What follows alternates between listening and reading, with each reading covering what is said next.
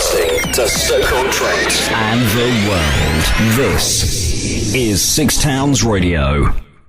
Okay, at Six Towns Radio, going over to telephones, because tomorrow night is the Laugh Out Loud comedy night at the Regent, and one of the turns that are on there tomorrow is Mick Ferry, and I've got him on the phone right now. How are you doing, Mick? I'm fine, yeah. Did you just call me a turn? Yes, a comic turn. A comic turn? Wow, that's very similar. Yeah, I'm okay. How are you? You all right? Yeah, I'm good, mate, thanks. Have you played at the Laugh Out Loud Club before, or indeed in Stoke before? I played in Stoke a few times. I've done the universities a few times there, but as far as that's all I've done there. I just want to get you on the phone today to talk about your act, because obviously a lot of people who are going to turn up tomorrow have probably seen you on TV or been up Manchester to see you, and your stage turn, or what you do on stage, is very surreal in some respects, but you talk about stuff from experience as well. Is that something that you always draw from? Well, yeah. You know, you talk about what you know as well. You know, so the weird thing is a lot of comics people seem to think that they make everything up they say on stage. Most of it is actually true. That's the horrible part about it. But some of the stuff we shouldn't be saying anyway, because it does upset family members. But if it's funny, I don't care. It's true. Yeah, it is true. And you're very good at interacting with the audience, because you never know what they're going to say on the night or what's going to happen. Somebody's going to stand up or do something. And I suppose that's from experience as well, of actually doing comedy, isn't it? Yeah, that's down to experience. I mean, when I first started, if anybody spoke to me, if I got heckled, I was terrified. I didn't know what to do, but that became a big part of it. Yeah, I mean, I like to mess around with the audience sometimes, asking questions, because, like you said, you never know what answers you're going to get, and you'd be amazed as well how honest people are as well when they're in a club. And I've had some weird, moments of honesty from people, like a guy who admitted to shaving his friend's testicles. I mean, wasn't expecting that. You know, that was a bit of a showstopper. Had a guy almost admit, it was a bit like Jeremy Carl, he'd had an affair with his mate's wife. Yeah, mate's wife. It was just, unreal. It's unreal what some people come out with. I suppose some people just want to be part of the night. They think they're there, they can be as open as they want, they've had a drink, they're enjoying themselves, and that brings that out. Well, you tend to find people when they get an unexpected question, or you tend to react more honestly. When you're put on the spot, you've not got time to think of anything different, so people just tend to come out with the truth. And yeah, unfortunately, some people do want to be part of the night, which they can become a nuisance. The constant heckling, or you don't mind the odd heckle. It's when if you heckle me and I put you down, that's it, dealt with. But some people just carry on and on and on. They don't seem to realise when they beat them, and then get upset at me. Sometimes. Well, you're a bit nasty with me, and well, you started it. If you throw a punch at a doorman, he's not going to say just walk away. He's going to give you a slap, innit? So it's sort of the comedy equivalent. Yeah. If you're getting involved, you got to take it. You do a lot of nights in Manchester, because there's some great comedy clubs up there, isn't there? Yeah, there are a few. I mean, it's where I'm based. I mean, I work all over the place. I mean, lucky as well, I work in overseas quite a lot as well. But yeah, you've got the Comedy Store in Manchester, Frog and Bucket. There's a few, but it's a big area as well, Greater Manchester's about 4.5 million people live in the Greater Manchester area, so it's quite a big area. Why do you think it's a funny place, though, Manchester? Because it rains all the time. That's all I can think of. It's because of the weather. It must be.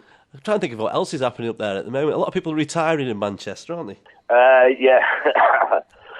I don't think people retire to Manchester. They retire when they're in Manchester. There's a few. Alex Ferguson. Yeah, God bless him. Yeah, and Bex, of course. Obviously, he's got the Manchester connection. Yeah. Well, Manchester's just a bit of a. I don't think it's just comedy. It's a city that's obsessed with its music and always has been. It's a bit of a party town. It's one of those cities. People they work all week and go and spend it the weekends. It's not like somewhere like London where it's massively expensive for you. You're struggling to survive all week. Yeah. And doing the extra job so you can just can afford to live there. It's a bit of a party time. But Stoke's like that at the weekend. I've been out in Stoke at the weekend. I've been to Uttoxeter races a couple of times, and had a night out in Stoke afterwards, and that's a bit of a party time. I was just going to say that you'd be able to get the same sort of vibe up here on a smaller scale, because Stoke is that work hard, play hard ethic.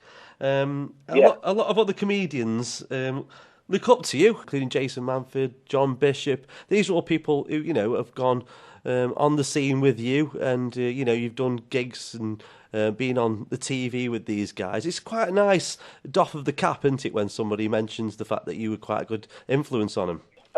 Yeah, it is. Yeah, I won't mind the bleeding money though. You know what I mean? Never mind doffing the cap. Just give us a check. I'd appreciate that more. Yeah, it's hard. And when you start at the same time as them guys, and then they go on, and be famous and rich. Good luck to them. There's nothing you can do about it.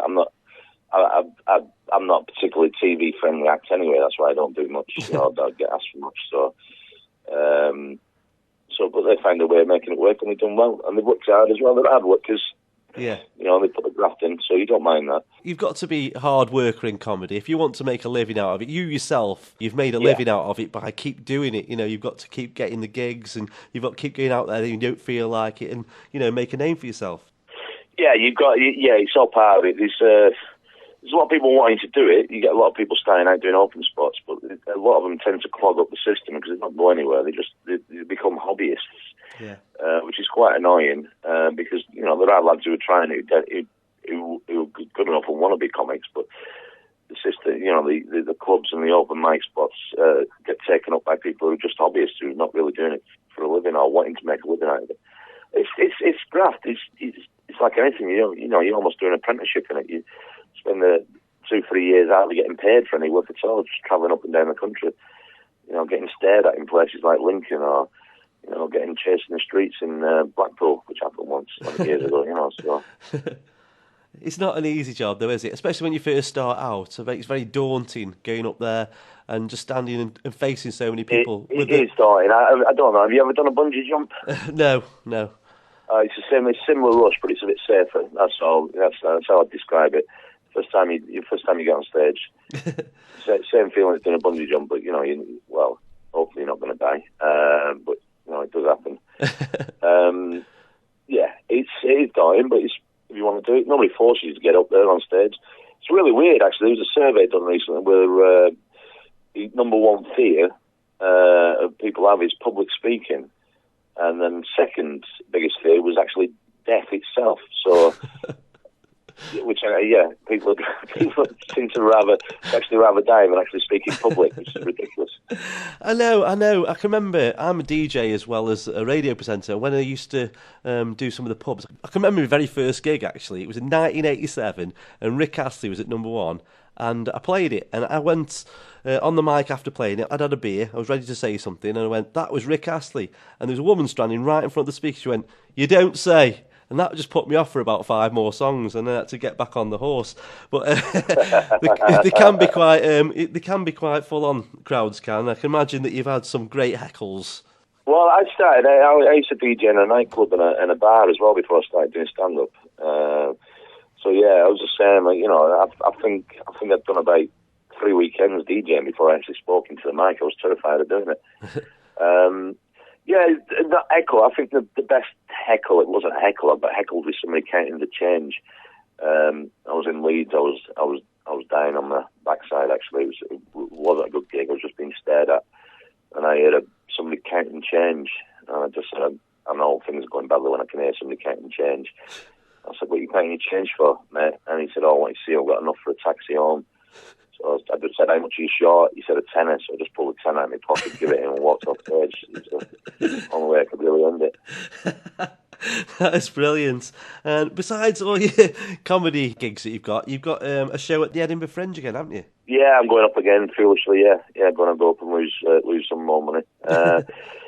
It's tough. It's tough, Edinburgh. It's a bit weird. For acts like myself who make a living out of it, we sort of like treat with a bit of distrust up there. It's like we shouldn't really be going up there and doing the shows, but I enjoy doing it. I like the process of, it's been my fourth show, fourth different hour I'll be writing, so it's good. It's a good process. It's good fun as well, the festival, actually. Has your actual show been nailed down? Have you actually got it all sorted now? No. I had a preview last night, and it turns out I've got I've got about another 20 odd previews before I go. But it seems like I've only got about 10 minutes at work, and then a lot of waffle. So there's still a lot of work to do on it. Oh well, you'll I get know it what done. the theme's about. Yeah, I know the show has got a theme. The show's called Mick Ferry Has Been Found Wanting, and it was just from a conversation I had with kids last year. He pointed out a few of my flaws. Yeah, which is nice for your children to do that. Oh, kids are great at that, aren't they? Yeah. Well, anyone who wants to catch you tomorrow, tickets are available from the Regent, or you can go to www.ambassadortickets.com/Stoke. It's £12.50 in advance, £15 on the door. Thank you very much, Mick Ferry, for being on the line today. What's the website address? My website is just mickferry.co.uk. Okay, and you're on Twitter as well, aren't you? I'm on Twitter as well, yeah, on Twitter and Facebook, and yeah, do all them things. Thank you very much, Mick Ferry. No worries. Cheers, mate. Thanks. Bye.